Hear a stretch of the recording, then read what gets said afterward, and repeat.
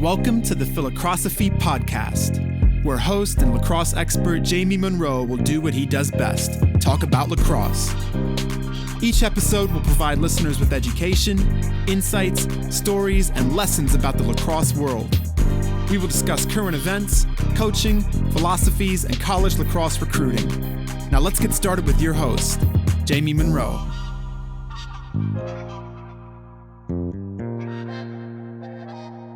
How's it going, everybody? Really excited to introduce Dan Chemotti, head coach of the Richmond Spiders. Welcome to the Phi-Lacrosse-Ophy podcast. Jamie, thanks for having me. Real excited to be here. Yeah, me too, man. We haven't played hoops in a while. I got to get down there so we can get another one-on-one full court game, 3s and 2s, 2s and 3s to 100. Oh man, if you got to let me know when that's going to happen because I need to start training. What? Yeah. So for the listeners, Dan and I was in Richmond at a girls lacrosse event with my daughter, and I was like, "Hey, you want to play some hoops?" We used to play a fair amount of hoops back in the day, and they've got the hottest gym. Your guys' gym was like literally in the summer. It's like it's like Hoosiers type of gym. And it doesn't even exist anymore. Is that right? It's gone. Yeah. Oh man. They're turning it into like academic suites for the student athletes. Yeah. Well, that was a heck of a barn to play in. It was probably about 100 degrees in there. 2s and 3s to 100, full court one-on-one, win by 4. We went to overtime. That's right. And it was when you applied full court pressure. I remember that. You just started picking me up as soon as I couldn't get the ball up the court. I was just done. I remember that there were shots on both ends that like we were both shooting that were just like going in. I was like, oh my God, like this is outrageous. That was the longest one-on-one game that I ever played. I'm surprised like we didn't get injured or have heart attacks. I mean, I was 49 years old. But summer too.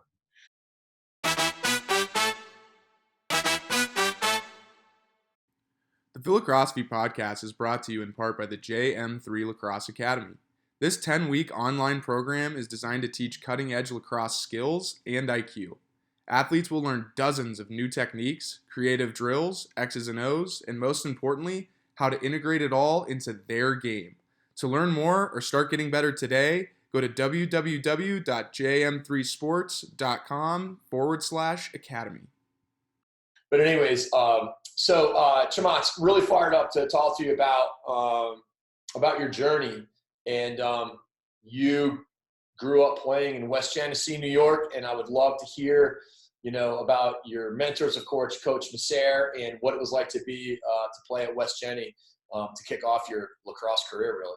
Yeah, it was an honor. Is really the best word I can use to describe it, and totally coincidental, that my mom and dad picked that school district, to move to, and thankfully, I grew up playing, like at the youth ages. I grew up playing basketball and baseball, and all of a sudden, all my friends started to gravitate towards lacrosse. I borrowed a stick from my neighbor, right across the street. I still remember exactly what it looked like, nice super light 2+2. Nice. Dyed head, One Z used to play with. Gave it a shot. And it's kind of one of those things. All my buddies were doing it. I gave it a try, liked it. Kept playing baseball for a couple of years. And then just the more I, had the stick in my hands, it was clear that, that's the direction I wanted to go. West Genesee, at the time, this is in the, late 80s, early 90s, it had an amazing youth program, and that was like the whole summer, it just kind of grew up, and just kind of like this conversation we were having earlier, we just kind of showed up, one of the coaches would give you, 20 minutes of instruction, and then you just play in like a 5-on-5 setting. It was considered box, but could have been outdoors, could have been on a parking lot, could have been on a baseball field. It was just a space that they had, and that was unbelievable. And I started to get a little bit older playing, and that was the Show Park system. Show Park, legendary. Yep, it was that was amazing, you know. Is it true there was 5x5 nets? So it's funny. They weren't 5x5. I could ask Coach. I'm sure he would remember in a heartbeat. I want to say they were like 4.5x4, and it's funny because Coach Messere built them himself.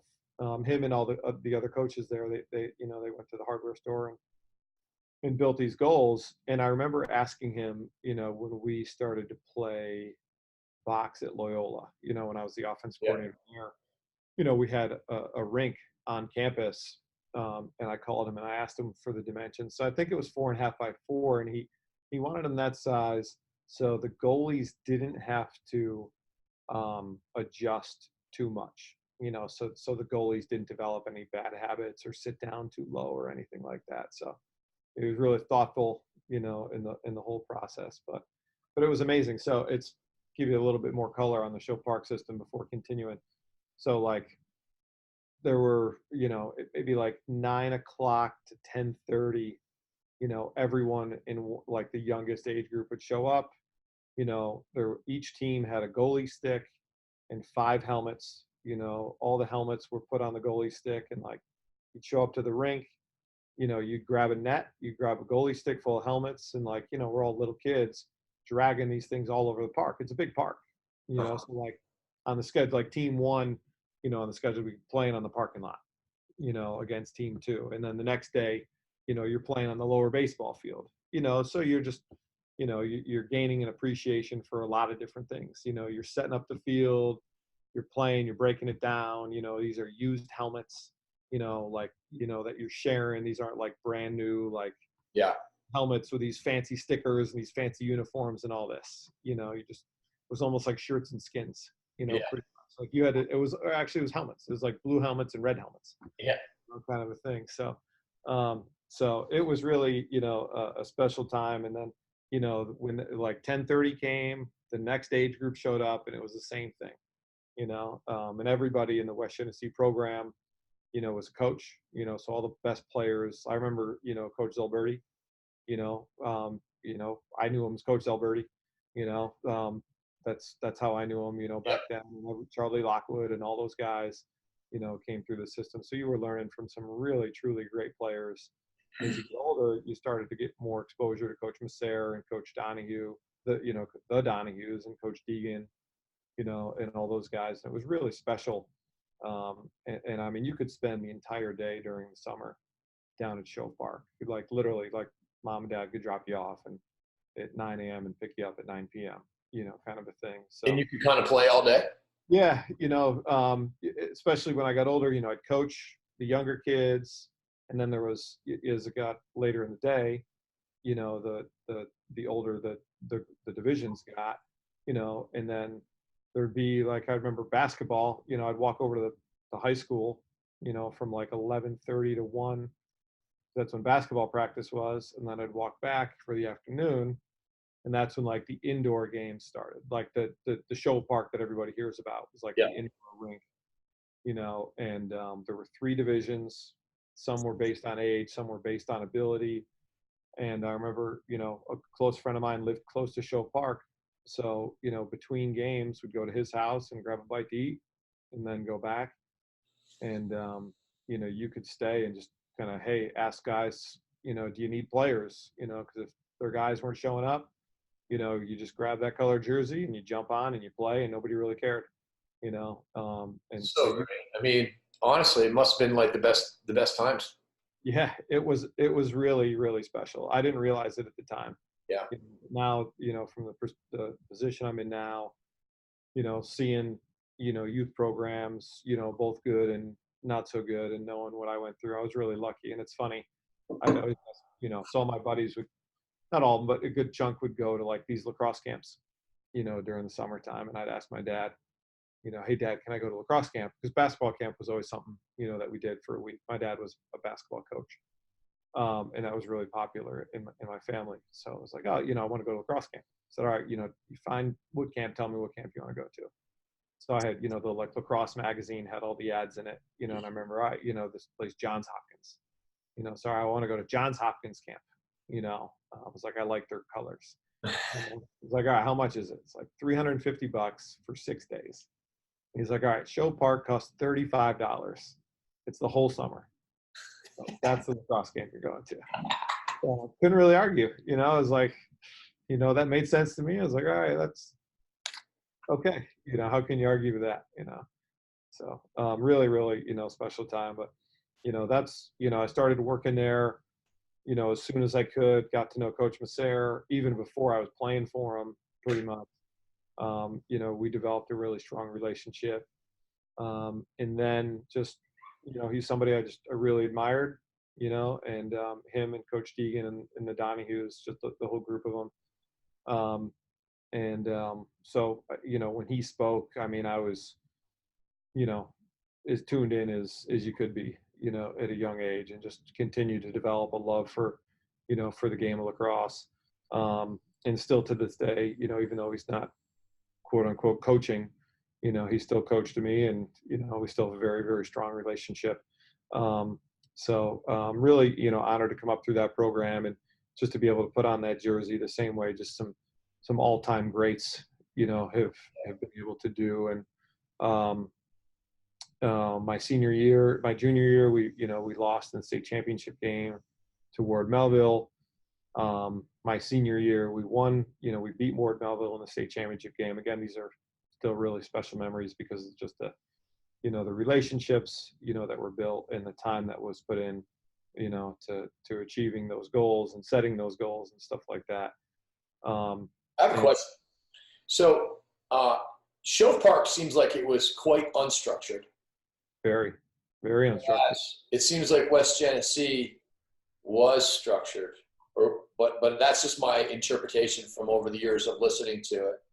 Was there this blend between the unstructured, learn how to play, and gain this fluency of playing, whereas once you got to practice, it was like, this is how we're going to do it, and then all of a sudden you start to work on the accuracy of all of the structure, and this blend is kind of what was the special blend? Yeah, it's a great question. And, you're doing a great job of kind of putting it into words. So, Show Park was show up, 30 minutes of like instruction, and I remember Coach Deegan on Tuesdays, it was all defense, but, Coach Messere on Wednesdays was like shooting, so that was show up, get 30 minutes of instruction, and then go play. And that was it. There was no offense, there was nothing like that. It was just pick up, like box, pick up. West Genesee, when people think of the structure of West Genesee, it's the discipline of the process. It's the attention to detail of the little things, but I couldn't draw up our offense to save my life if I had to, right here, like Coach Messere's offense. It was just, there was discipline in the way, you picked up ground balls, and, you moved it off the ground, and the way you passed and catch the ball, and the way, he'd ask you to shoot. But in terms of offense, I mean, I don't remember any patterns, we didn't have any plays. So I think the way you put it is kind of perfect. It's, you grew up in that unstructured environment of just playing, and as you got older, he started to put more structure on, the way you passed, the way you pass and catch, the way you shoot, transition. I do remember, we did a lot of transition in practice, and there was good structure with the transition and with, the riding and the clearing. But in terms of like offense, like we weren't doing a whole lot of like 6-on-6 offense in practice. We were doing 1-on-1s, we were doing transition, and then riding, clearing, and then there were a lot of playing. Yeah. So, amazing. Well, so then you went off to play for Coach Pressler at Duke. Talk about that experience and Coach Pressler as a mentor. Yeah. So Duke was growing up in a basketball house. I still remember the first time, my brother who played college basketball, I remember the first time, sat me down in front of the TV and, had me watch this Duke team, they were about to beat UNLV, in the NCAA tournament. And, I was green to all of that, at that time. But, that really started to, I started to create a relationship, just with the school. I still remember when, Coach Alberici and Coach Pressler called me and started to recruit me. I was really intrigued. And, from being from Syracuse, not many guys left Syracuse, from Syracuse, and, came down to Duke and Syracuse. And I knew, Syracuse would be there my whole life, and I grew up there. And if I went there, I might never leave, and I just felt like this is my opportunity to get out and see what else, the country had to offer and the world had to offer. And, I don't regret it, for an instant. And, Syracuse University won 2 national championships when I was a player, my 4 years, but I still don't regret it, just the relationships, that I formed and the experiences that I had. And it was a time where Duke was really kind of, coming into its own, and getting over the hump. I got there in the fall of 1998, and their 1997 season they went to the Final Four for the first time, and we won 2 ACC championships down there. And again, just the relationships that I built, including those with Coach Alberici and Coach Pressler, were just really, really special. I started texting Coach Pressler nonstop this morning, as a matter of fact. Yeah. So and both of those individuals are tremendous mentors of mine. Coach Alberici taught me so much about hard work. He was just like, you could just see how diligent and hardworking and professional he was, as a player, and just how much he cared, about the players. That was great, and Coach Pressler taught me just a lot about, just toughness, to be honest, and what it was going to take to get through just all of the adversity that life would throw at you. I don't know if there's a tougher individual that I've encountered, ever. I really do have strong relationships, with both of those individuals, still to this day. And now there's a bunch of Division I head coaches that were like teammates of yours, and Taylor Ray at St. Joe's and Coach Cassis at Lehigh. Anybody I'm forgetting? So those were those are the head coaches, who were teammates.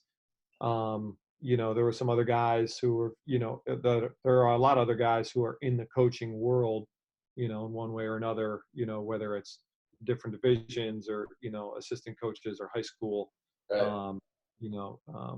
Who've done it as well. But yeah, Coach Pressler's created a nice little Coach. treat for himself, and he continues to do so with the players that he's graduating at Bryant University as well. Right. So you graduate and you went up to Dartmouth to be an assistant coach with Ricky. Yep. And what year was that? 2000. That would have been 2004 season. So I graduated in 2002. So I started right there. I was there for the fall of 2002, and it was a season 2003. And Coach Sowell and Coach Alberici had a really strong relationship, and that's where that connection was made. I remember Coach Alberici helped me make that connection, and I remember going up there to interview, and I remember Coach Sowell recruited me he was at Georgetown as an assistant coach when I was going through the process, so I created a relationship with him already there, and was able to kind of watch his success, and then to see, he was doing some good things up at Dartmouth. And it's funny, he taught me everything that there is to learn about honesty. There's not a more honest human being on this earth than Coach Sowell, and to be able to see him use that to develop his players, to develop relationships, was eye-opening. Interesting. It was eye-opening. It was just, he was going to tell you how he felt, and it didn't really matter if that made you feel good or bad, because it was the truth. And, how you immediately process that was up to you. But then it was, kind of the processing it later, was amazing to see, how much he got out of his players, by doing that. It was astounding. And it's still something I think about all the time, and now as a head coach, when I'm, communicating to my guys. Yeah.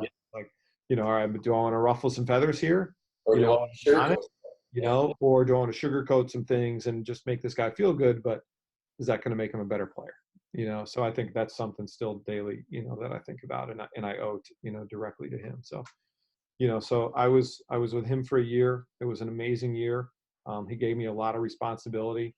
We bonded, immediately, noon every Monday, Wednesday, and Friday was noontime hoops. I was going to say, you must have had some sick hoop battles. Oh man, the 1-on-1 to 100 games, Jamie. I mean, he conditioned me for those. And I've never been in better shape than the time that I've spent working with Coach Sowell. And he was in his prime back then, boy.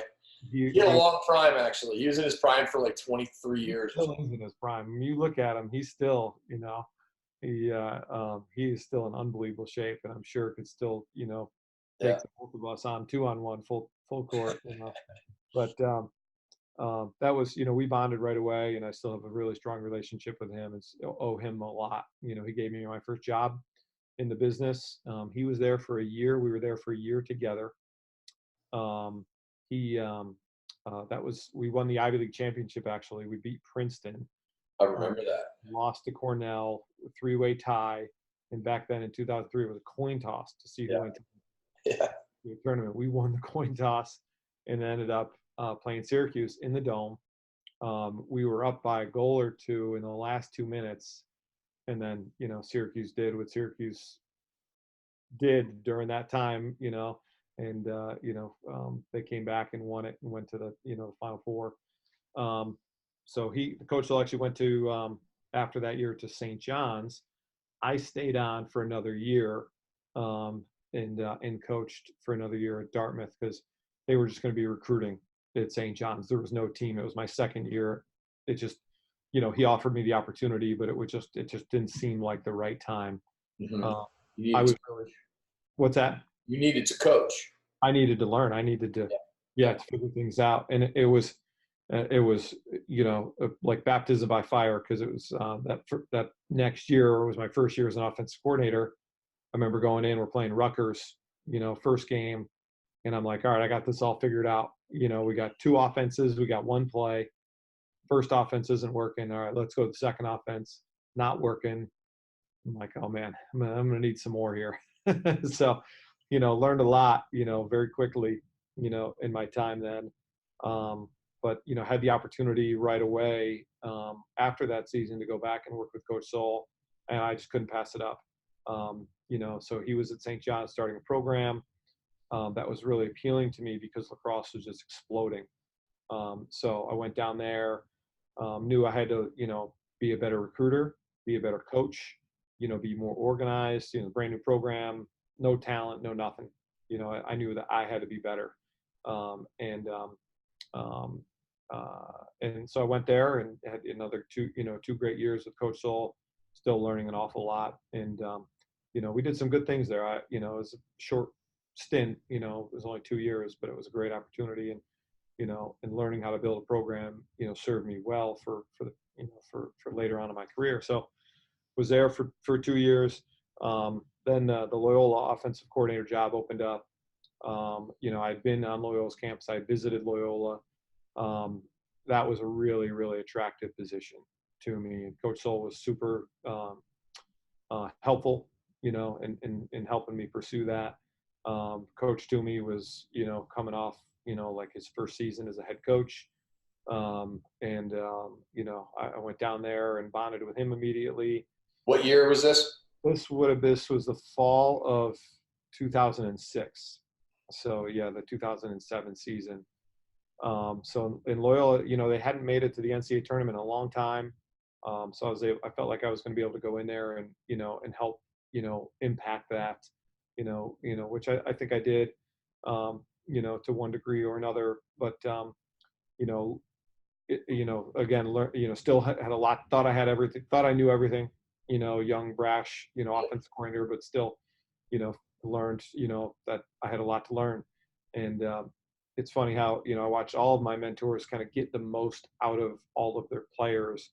And Coach Toomey's approach, he's a family man. not to say that the other individuals were not, but,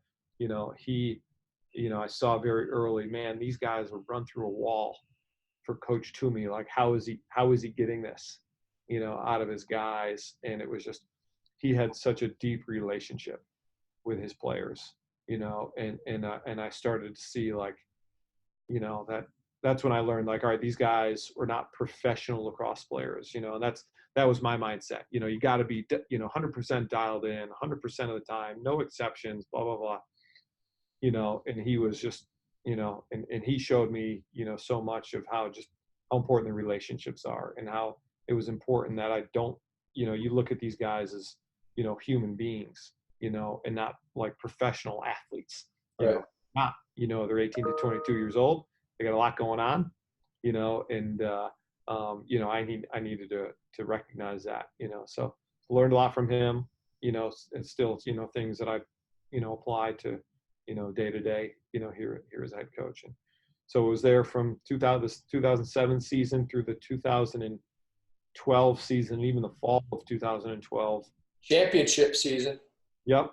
Won the national championship in the, the spring of 2012. Unbelievable run. That was such a breakthrough for the sport, because it really was the first time, I think, that somebody that wasn't like, hadn't already won a lot of championships, won a championship, and all of a sudden it's like, yes, it's paved the way for what we're seeing now, where Denver wins one and Yale wins one, and these schools that just haven't really been in the mix. Talk about that year. That must have been really special, special group on a lot of levels. Yeah, it really was an amazing group. It's the perfect case study into senior leadership. When you think about the 2012 Loyola team and the success that they had, and if you knew the seniors and the way that they led the group, and there's some good seniors, but that's not like, the seniors were not the guys who got all of the notoriety. The guys who got the notoriety were Mike Sawyer, Josh Hawkins, Eric Lesby was a senior. He was probably the guy who got the most notoriety. But so much talent. When we won that year was in the junior class. Okay, and there was the seniors who played. J.P. Dalton was a captain, face-off guy who's an amazing leader. Still to my day, the guy who I would name is the MVP of the team. Eric Lesby was a starting attackman. Dylan Grimm was a starting defenseman, and Kevin Moriarty was a backup alongst the committee. Those are the only seniors who played, but their leadership was unreal. And we couldn't have won the championship, without those guys. In the junior class, Scott Ratliff, obviously, I apologize for forgetting about Scott, but those guys were all in the junior class, and that's where most of the talent lied.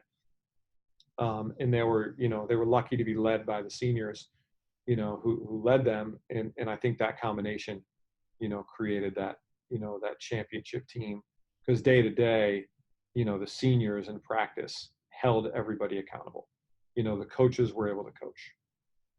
We didn't have to, police, the little things, because JP and those guys, they were taking care of it. So really unique combination, of strengths, during that, that year. And, we were just really deep. We had great depth, and great complementary players, to the superstars.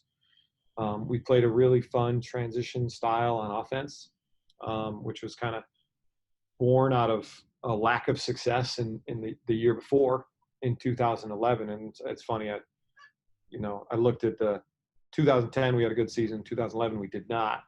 I broke down all the goals we scored in those two seasons, and there was a major discrepancy in transition goals. Everything else was almost identical. Man up goals, 6-on-6 goals, ground ball goals, stuff like that. So that was like, all right, we got to fix transition from 2011 to 2012. Make a long story short, we fixed it and then took it to another level.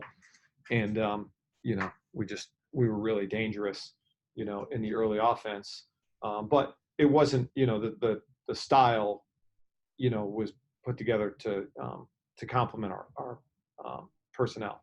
Yeah, you guys had like the best rope unit. Yeah. In the Ratliff, he was like an attackman playing long stick midi, Yeah. who could also play defense. Josh Hawkins, like a guy who should have been playing running back, in the NFL. Pat Laconey was super strong and fast, shoot the ball really hard. And then another guy, Kyle Duff. Those are like the three guys, who three short sticks. Boyer could shoot 110 from the righty side, and Lusby could shoot 110 from the lefty side. Yeah. I mean, So, it was personnel and philosophy. It wasn't like X's and O's. Mm-hmm. So.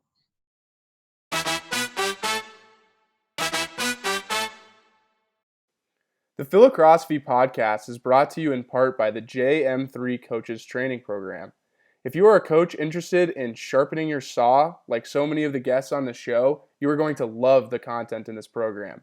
Go to www.jm3coaches.com for more information. Almost. And then the Richmond job opened up. Really exciting opportunity for the sport in general at the time. I mean, there were a few schools that were starting to add lacrosse, but that was kind of like a wave, of the growth of the game at the Division I level. Because a long time it was more like retraction and not much addition. So tell us about. Obviously, you're starting a program. Some people get to start a program from scratch. Some people inherit programs. Tell us a little bit about what it was like to get your program started and how you tried to build your culture. So this, just for starters, when the Richmond job opened up, I remember I walked across the hall to Coach Toomey's office and just, he'd always been so supportive. Knew I wanted to be head coach. I just asked him, Coach, I need you to make a phone call. It was a job that I was really excited about. I knew a lot about the school. I had been on the campus. I knew how beautiful the campus was. I knew how strong the academics were. And to me, it was just lacrosse and Richmond were the perfect fit. And it was always kind of in my mind, where I was like, why don't they have a team? I think they could be really, really good because they're very similar to schools that were already, we are very similar to schools that were for a long time, very successful. So fast forward, I was able, lucky enough to be offered the position and, starting a program from scratch, especially in the time frame that we did it, is not typical. Okay. So to give you kind of a better sense, my first day on campus was November 12th of 2012. Okay. I had to find seniors in high school in November in the height of early recruiting who were uncommitted. Okay. And who wanted to give Richmond a chance. Okay. And, nobody in the lacrosse world knew anything about Richmond, or very little people, knew anything about it. So, and at the same time, when we started here, it wasn't like the admissions department wasn't, we're a small school. They weren't like, all right, go find the 40 guys you want to start your team. It was a very, I don't even want to, say, but it was an extremely small number of players where they said, all right, you can go get. And we're talking single digits. Okay. So I was like, we're going to have to figure this out a little bit, but this is too good of an opportunity to pass up, so and we did figure it out, and we brought in a really, we brought in a group that, I knew we were going to have to sacrifice talent, but I was like, all right, what can we not sacrifice, and multi-sport athletes, right off the beginning, that was, a must. Had to be a multi-sport athlete, had to come from a winning program. Like if we're going to do anything special here, you had to at least have the intangibles, that it takes to be able to win. And you had to be, just what we characterized as a leader, and back then, because it was so late, I could find guys who were captains of their teams. We needed leadership, we needed guys who knew how to win, and we needed guys who were going to hit their peak, when they were in college. So, but we were sacrificing everything. If we had a guy who was fast, he probably wasn't big. If we had a guy who was skilled, he was probably really slow, in the early years. So that was just kind of the way we had to do it. The first question we asked everybody was, or I shouldn't even say we, because I didn't even have assistant coaches yet, was just, it's December of your senior year. Why are you not committed, to any school, Division I, II, or III, so kind of, filtering through that was there are a lot of good stories there too, for another day.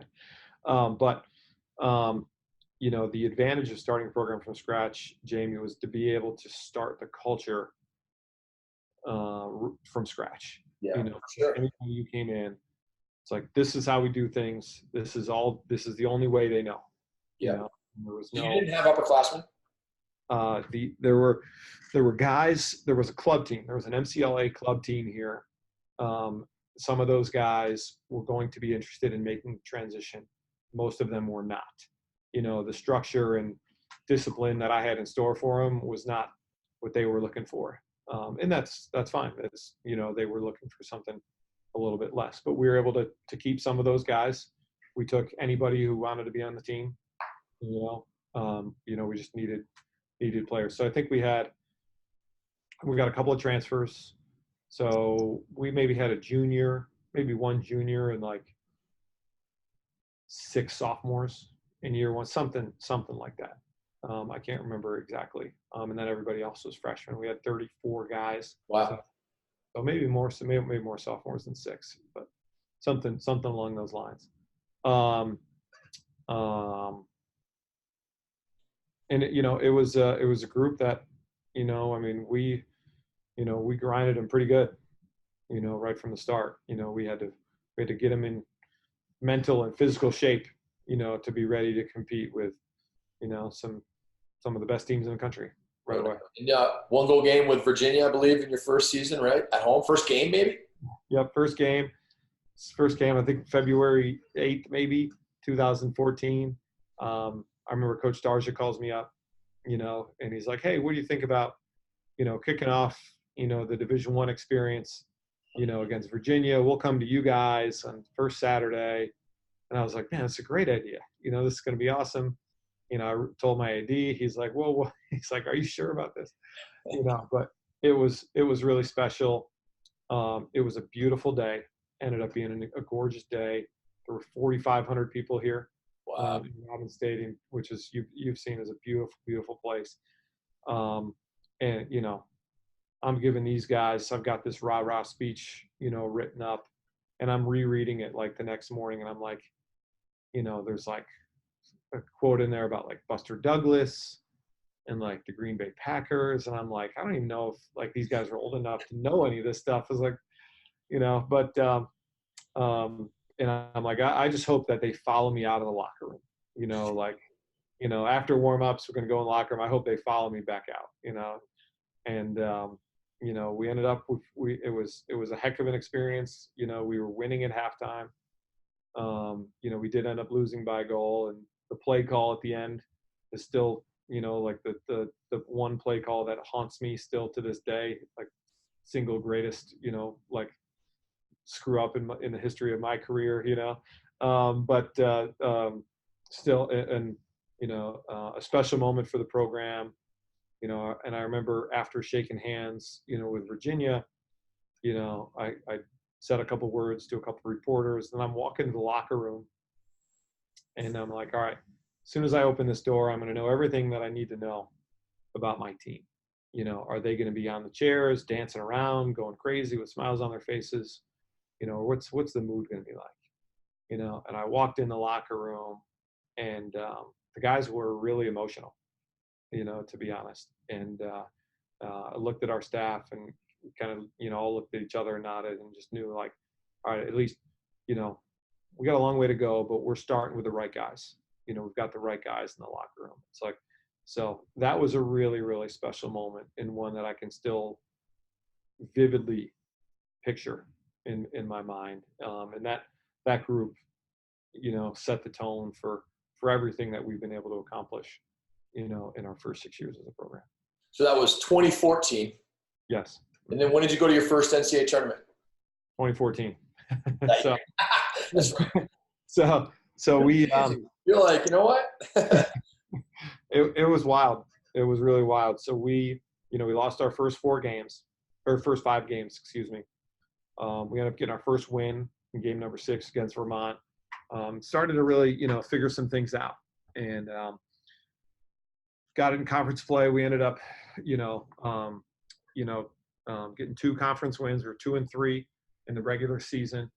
Going to the conference tournament, we're playing Messere, who that year was the 1 seed, and they beat us pretty good the first time we played them. And I remember, we upset those guys. We were getting better, throughout the course of the year. So we upset those guys. And then we were playing High Point in the championship game, and ended up, bottling up the Lightning and winning that one as well. And, just by a couple, unbelievable individual plays, near the end of the game. So we just, it was almost like, you don't know any better, like just, like you don't know this is a big moment, just kind of go do your thing, Yeah. and that's exactly what they did. So we were in the NCAA play-in game, remember, so we beat High Point on, I think, Saturday. We bussed back from Messere, because I don't know if we expected to be, we didn't have a flight, to stay, and we bussed back. We got home in like the middle of the night on Sunday. And then on Tuesday, we boarded a, private plane to fly out to Colorado Springs, to play Air Force. And they had a really good team. And, we were like still kind of catching our breath, didn't know what was going on. And, we got blitzed by Air Force pretty good, in that play-in game. But it was a remarkable season. I don't know and I think this statistic is true, and please excuse me if it's not, but I do think we're the only team to go to the NCAA tournament in our first year of existence. So, which is a really cool. Yeah, amazing, man. So you've been there 6 years. How many tournaments? How many regular season and tournament championships have you got? Yeah. So we've been to 3 NCAA tournaments in 6 years. We've been fortunate enough to be a part of every conference championship game, so it's 3 NCAA tournaments, but 6 tournament, or 6 conference championship games. Regular season championships, I want to say 3 of them, or actually, yes, 3 of them. 3 of them. Yeah. Yeah. So, and the SoCon is really becoming such a strong conference with so many great coaches. There's just more and more young, good coaches coming in. It's only going to be a matter of time before, it's going to be right up there with the conference that you left in the Patriot League and all the rest of them, which is huge and amazing to see. Let's turn the discussion here for a second, a little bit to some interesting topics, questions that I have for you. We've talked about this in the past, but one of your signatures, was your ride. Why did you decide to be a great riding team? And can you sort of describe a little bit about it? So the ride was born out of the inability to win face-offs. Early on, we were going through, 2014 when we started. We're kind of just going through the stats, and the results. And, we actually had a really good defense, in the first year, but we were just playing so much defense, and we had a freshman, face-off guy trying to figure it out, and who by his senior year was great, but his freshman year, struggled. And we just like, all right, we just need the ball more. We can't play this much defense. So we just said, all right, we're gonna 10-man ride all the time. And that was the first time we introduced that. It's actually the first first game that we won. Vermont game? Yeah, the Vermont game. They didn't expect it. We hadn't done it, and we were crushing them in the ride in the first half. But that's essentially where it came from. Yeah.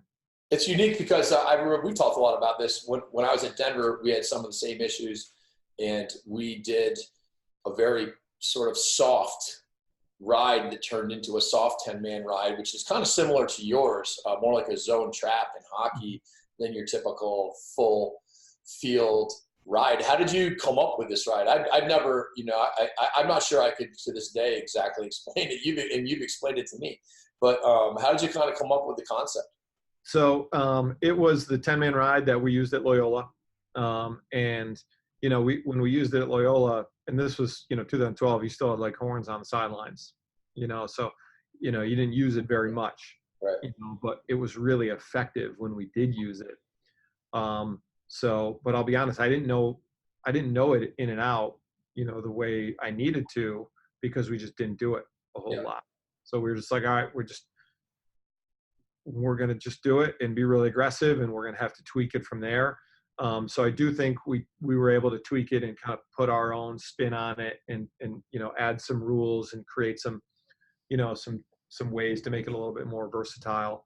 But that's where it came from. But it was so much trial and error. Every drill, that we had, it's like a lot of guys will do drills. Every drill ends in a shot. For us, it was like every drill either starts in a ride or ends in a ride, at that point in time. So the individual, your ability to ride individually, how important was that to this ride? Just your ability to approach and not get run by. Yeah. It wasn't that important, to be honest with you. It was a little bit more of just like, the fear of the ride, and like it was more like double teams, and we were ultra aggressive in it, and we were kind of surprised at how much, how little we got burnt for how aggressive we were, that year, and then it started to evolve, so to speak. But we, we didn't, and even in its, when it was at its best a couple of years later, there wasn't a lot of individual, because it wasn't man to man. It was the zone, like we talked about. Yeah. It wasn't like the individual, like breakdown, get your hands on a guy, kind of thing. Were most of the doubles happening on the over the midline or before you got to the midline? They were happening near the midline, either on one side or the other, but near the midline. So it's no secret, Yeah. No, I know. Yeah. It's funny too, because I remember we did the same thing. It was very soft. Our ride was very soft, and you could get these double teams occurring right around the midline, as somebody somehow swims over the attackman, they're running into a pole, and then they run into another player, right? Mm-hmm. What's interesting is that the goal's open and no one shoots, even though they could, because there's not much prep. You could be outside of your own clearing restraining line without a lot of ball pressure anyway. And, it was people just really didn't want to shoot, I feel like, as much as they maybe could have. I don't know if that was the case for you guys too or not. So, yeah, not a lot of teams shot. I do remember very distinctly the Coach Zimmerman was always the guy who gave us the most trouble. Same. Totally. Always they were so well versed in how to break our ride. And they would offset. Every right? Remember? They would offset. I can't remember specifically. I just remember all right, we're going to ride these guys. But the first year we did it, Coach Zim just picked us apart. And then the next year, it was like we couldn't ride those guys. When Coach Zim was there, we just could not ride them. Yeah. So. Hey, what's a practice like at Richmond? Up tempo. Not a lot of one end. If we're gonna do something in a smaller groups, or like slow things down, we're gonna do it on two ends. Just do it for a shorter period of time. I like our guys to be doing something. I don't like them to be standing around a whole lot. We want to get our, conditioning in the drills.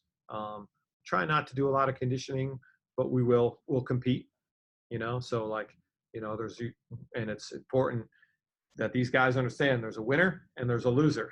Yeah. Don't just compete and it's okay, you lost, it's okay. It's the loser's going to have some sprints or something extra. the winners are not going to. We want them to really, train their competitive juices, as much as we can. But we like a lot of transition. I like a lot of skill development. I'm a big believer that games are won and lost on the execution of fundamentals. Yeah. The little things that is as simple as picking up ground balls properly. It's you come and you watch our first few drills that we do. You kind of laugh like just feel like it's a high school practice or like a middle school practice. Sometimes watching it, but those are things that I've been brought up on. You mentioned when you were mentioning Coach Messere and some of the things that were his important points of emphasis as far as ground balls and getting the ball off the ground quickly and moving it. How to me that's one of maybe you could argue that's the most important part of the entire game. How do you guys train that, and what's your philosophy on that? On just ground balls or the ability to get the ball off the ground and move it. Yeah.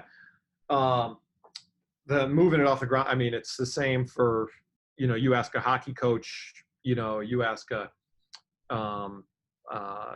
lacrosse coach at all ages. I mean, the importance of picking it up and then understanding, what can happen next is crucial. Anytime we can, we're trying to create offense after a scramble situation. So if that's from a 6-on-6 ground ball, a ground ball off the face-off, or a ride or a clear, there's so much that can happen. There's so much that becomes unorganized, okay, when the ball hits the ground. And if we can reorganize quicker, then the other team can reorganize. That might be the difference in a goal, and a goal might be the difference in the game. So. No doubt. Ground ball offense, what I call it, try to get 2 passes off the ground. I know that when I'm watching lacrosse and I see someone pick a ball up and literally move it to the first person they see rather than trying to choose who they're going to move it to, I'll make a note, that smart player. Interesting. Yeah. We want to get it away from where the ground ball was picked up. Yeah, and then have that person move it. Talk to us a little bit about your, you talk about your belief in fundamentals and skill and how you win games with that. What is your sort of philosophy on player development? So we do a lot of skill-related practices, and like skill-related only practices. And what I mean by that is, like this fall, we're going to be doing, we call them individual sessions, a lot of people call them.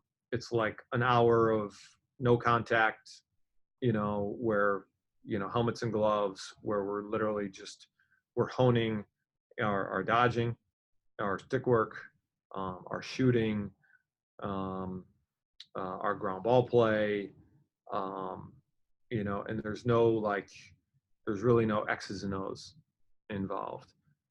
We do a lot of shooting on, not on the goal, to be honest with you, when, you get guys on the goal and they start shooting, they start to worry about, all right, am I hitting the top corner? Am I hitting the lower corners? You put them on a fence, or a big backstop where it doesn't matter where the ball goes, and they start to think about their feet. They start to think about their mechanics.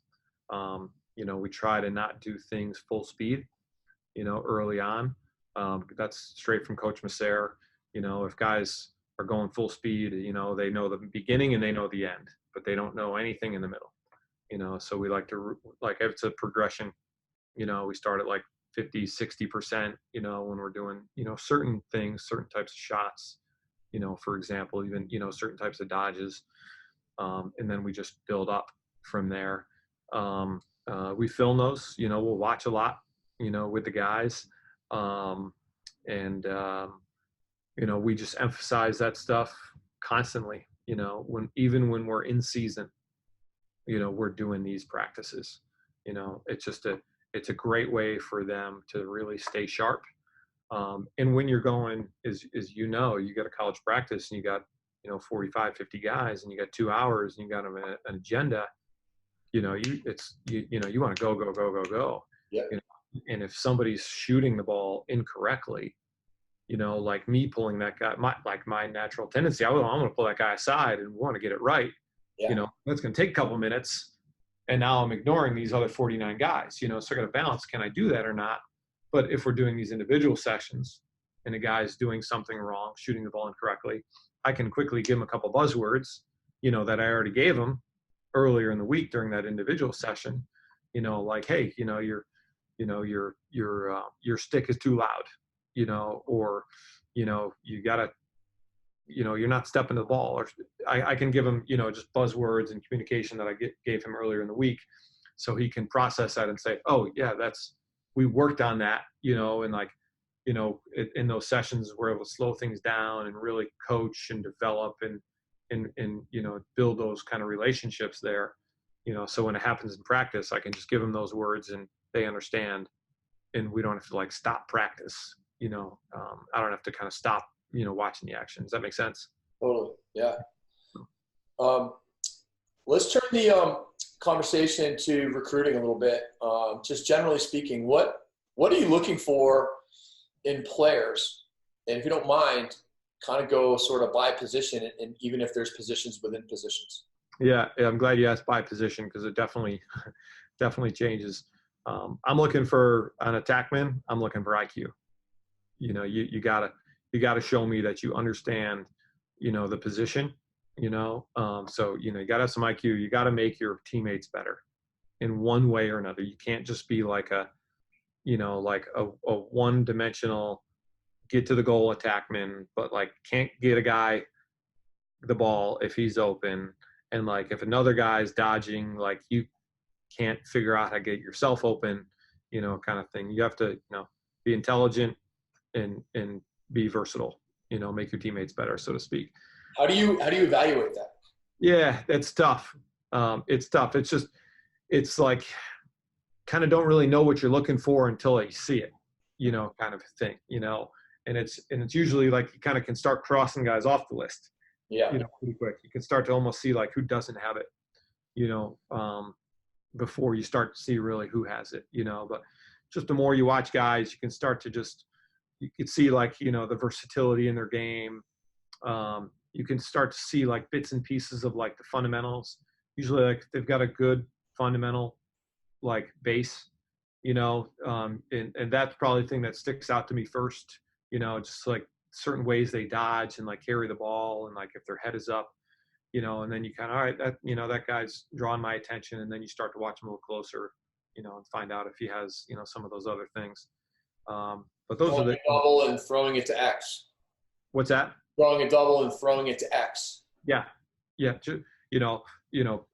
Being physical at goal line, stepping away to free your hands, understanding how to like where to change direction, when to change direction, when to be physical, when to Z dodge, just like those, like the stop start has, how to use the hesitation, how to use the, your head fakes and wrist fakes, stuff like that. So, and that's still like, that's in my opinion, the most important position, to recruit.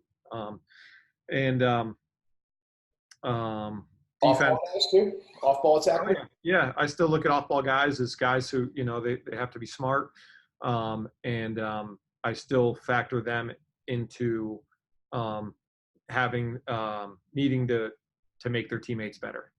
You know what I mean? Like by getting open, No doubt. compliment, their teammates. And if it's just standing on the wing, like that's just not good enough. Right.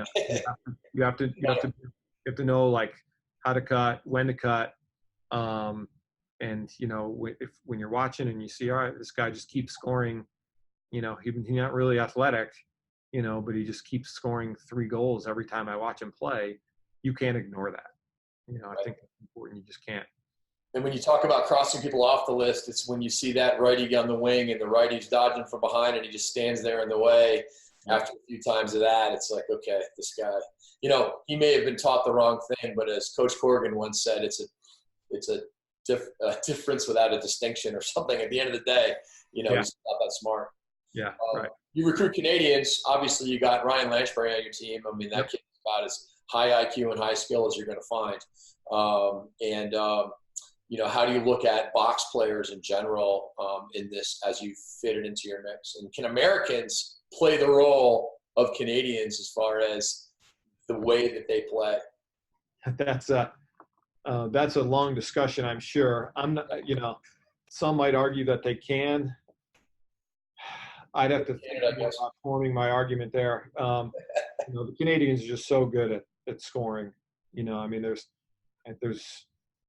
Americans being able to score at the same rate that Canadians do.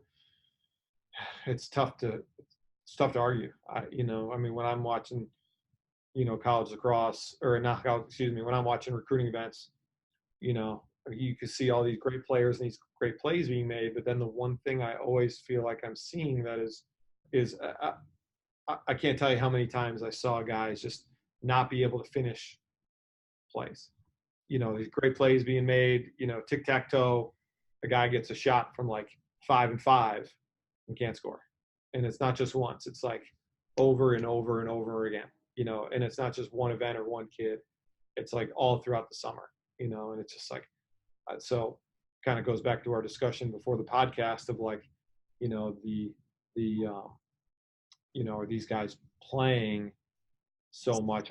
Like who's teaching all of them how to shoot, or are they just showing up to like club practice and being put in a shooting drill and hoping that that's going to make them a good shooter? So I feel like the lack of being able to finish, is what I saw a lot, this summer. But in terms of the first part of the question, I'm still trying to figure out, the best way, to evaluate the box players.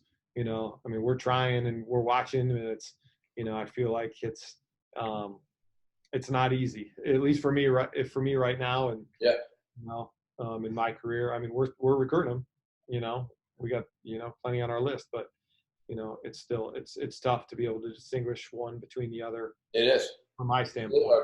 It's funny. I don't know if you've seen the stats, but this guy Michael Mobeson, who I've done some podcasts with and did a webinar with, he and you should check it out if you haven't. But he's done 10 years of statistics on Canadian shooters versus U.S. shooters in Division I lacrosse. Really? 34% versus 28% year after year after year, Canadians to Americans. 34% shooting percentage to 28%. 34 seems low to me. Well, it's the average, and it's just, and it's a high, it's a much. The difference between 28 and 34 isn't just those six. It's more like almost 25% greater. Yeah. It's pretty huge. But like you said, you bring Canadians in, it's like sometimes they make it, sometimes they don't. The box game is so simple, and it's very much almost like free play because of the shot clock. Yeah. Because there's much less coaching. I've noticed, my son spent 10 years up there, and I've watched and I've asked, and at the younger levels, they just kind of play, and they play they do pick and rolls and 2-man game, but at the end of the day, it's not a lot. It's not a ton of structure. Yeah. They might have something they do, and then the last 15 seconds they just play, and the kids learn how to shoot at this amazing level. But at the same time, college lacrosse, there's a lot to remember. Yeah. And so a lot of times it's hard for the Canadians to come in because they're like, wait a minute, first of all, we're practicing 28 times here before we play a game for 2 hours, 6 days a week. Junior A lacrosse is 2 practices and 2 games a week, and then of course, riding, clearing. Field lacrosse is so much more complicated, from an X's and O's perspective than is box, which is why the beauty of box, really. Right. So now what are you looking for in a midfielder? And do you guys play positionless lacrosse? I wouldn't say we're positionless, but I wouldn't say we're like traditional either. So I would say we're somewhere in between. A balance. Yeah. Middies, I like guys who, you got to be able to get leverage on a guy one way or another. You got to be able to break him down with quickness, or with strength. There's got to be, good amount of athleticism. Middies who can pass, shoot up the list pretty high. So just kind of the same mentality of the attackman, because the attackman, our middies know, like, our attackman is going to be the guy who score the goals.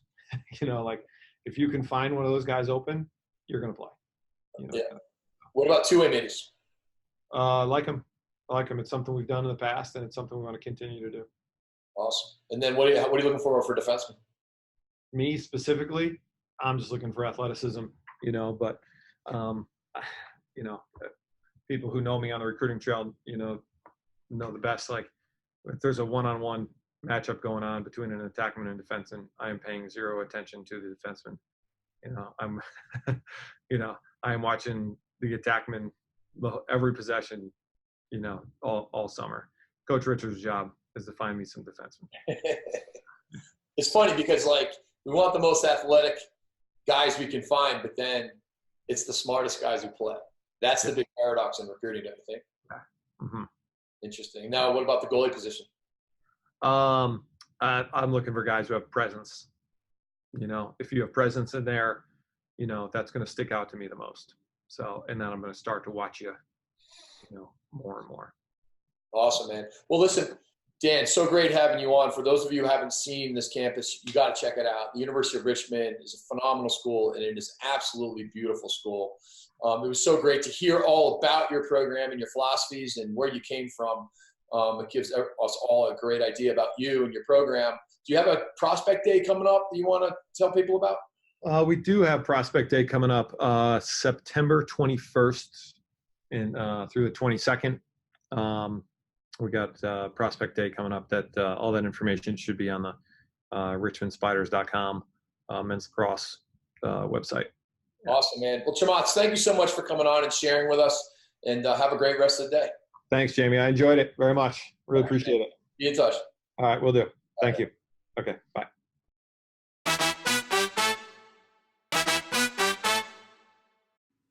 The Phi-Lacrosse-Ophy podcast is made possible in part by the JM3 video assessment tool. There's no question that video is critical to player development.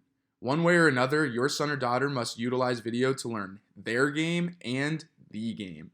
To learn more, see video testimonials, or register, go to www.jm3sports.com/video right now.